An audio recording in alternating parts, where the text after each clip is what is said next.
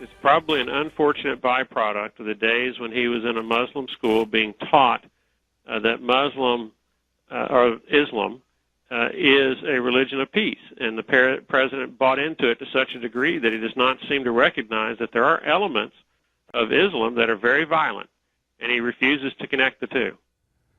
Republican Congressman Mo Brooks on a radio talk show offering his opinion on why the president is reluctant to label the attacks going on involving terrorists part of radical Islam.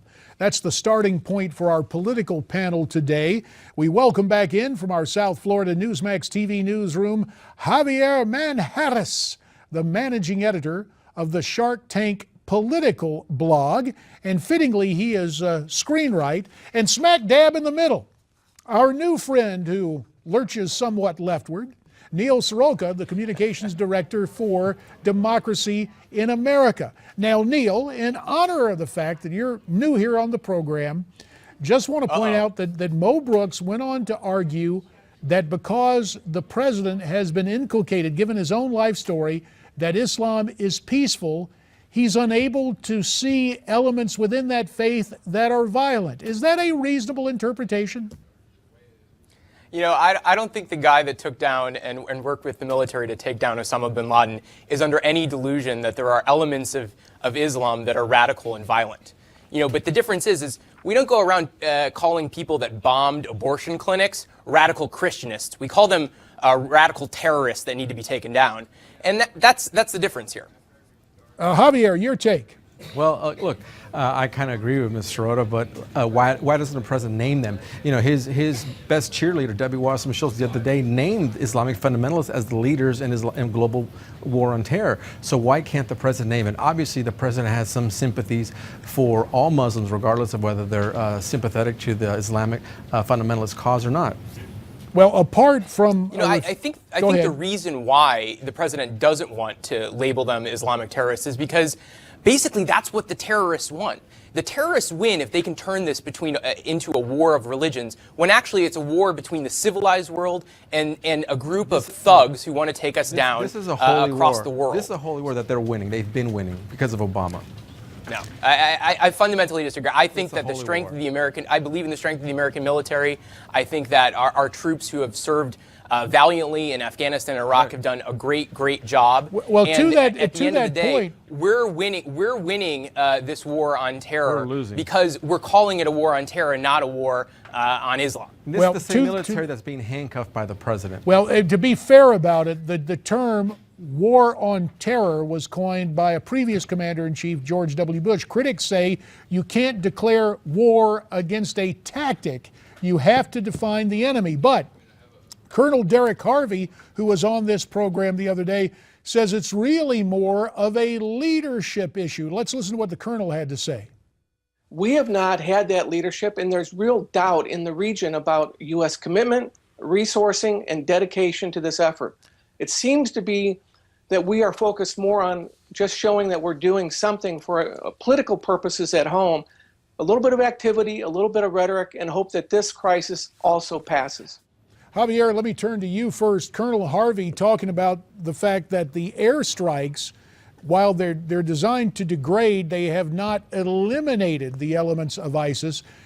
You compare that with the fact that King Abdullah today, the talk is he may take part personally in the airstrikes. Of course, he's a trained pilot, but what about leadership from this commander-in-chief? 30 seconds to you, Javier, then we'll go to Neil for the last word in this segment. Go ahead, Javier. I think, JD, what you're referring to is the lack of leadership from President Obama when it comes to foreign policy. Look, his foreign policy has failed, and everyone knows it, and that's why terrorists mock us by the way they make fun of us. That's why they don't have any respect for the United States of America. And God bless the president or the president of Jordan if he decides to jump in a cockpit and go bomb some terrorists. God bless him. Well, your take on it, Neil? 30 seconds, sir. I guess my take on it is that I think the president's record on foreign policy and protecting this country has been pretty clear. There's not been a single terrorist attack in this country of any magnitude while he's been in office. And to be clear, are you forgetting the Boston this is a regional conflict. bombing? Good on Jordan's king for taking it directly to the terrorists. Deal with it regionally. Americans don't want us involved in another war in the Middle East. All right, fair enough. We'll have to leave it there. Again, I just encourage you, Neil. We're glad to have you, but there was the matter of the Boston Marathon bombing, and I don't think people consider that minor. Certainly not the people who were there. At any rate, we're going to come back, round two, more topics for our political panel straight ahead on this edition of America's Forum, so keep it right here. There were reports that Secretary Hagel said that he was under pressure to increase the pace of transfers of Guantanamo detainees by the administration.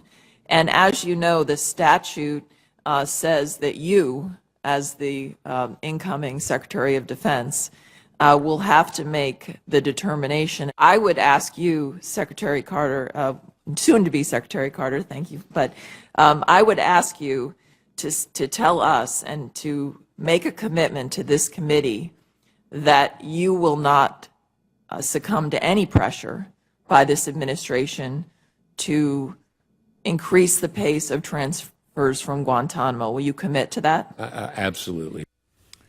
Ash Carter, the nominee for Secretary of Defense, promising Senator Kelly Ayotte that he would not cave into executive pressure to release inmates at Guantanamo Bay. Larger question, will Gitmo stay open with what's going on now with diplomatic relations attempting to be renewed with Cuba?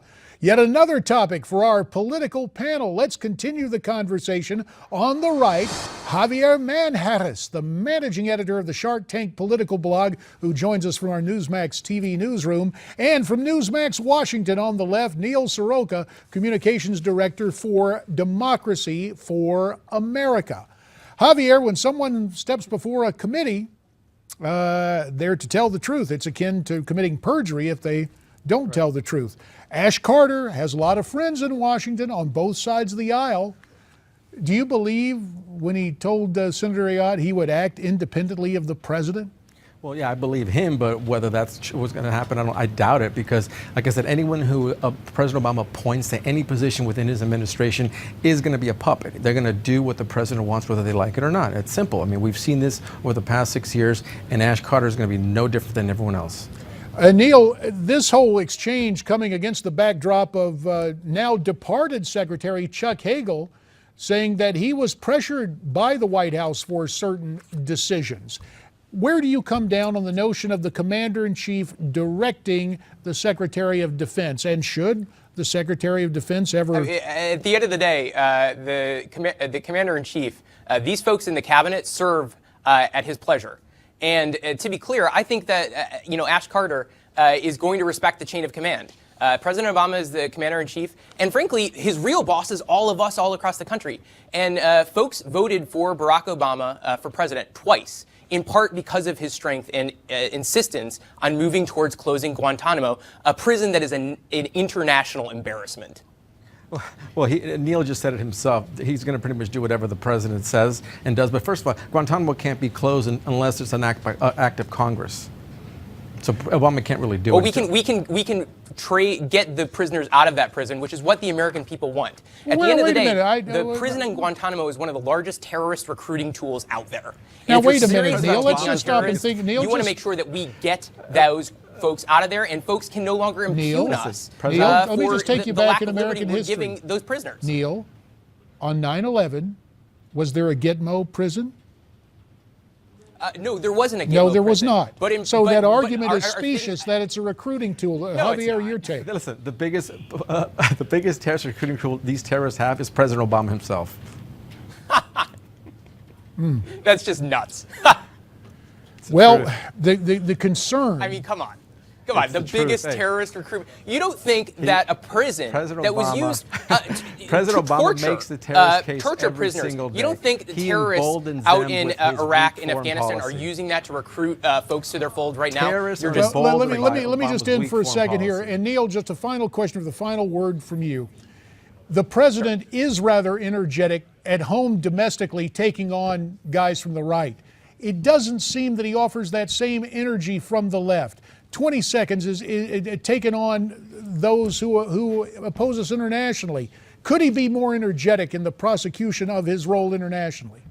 I think he could be. I think he is being thoughtful and diplomatic, which is what we'd expect out of a leader, what the world community expects out of an American leader. Yeah, fair enough, guys. Israel, Listen, I appreciate it. A passionate exchange. Neil, we want you to come back. Javier, as always, our thanks. And the way I see it is up right after this on America's Forum.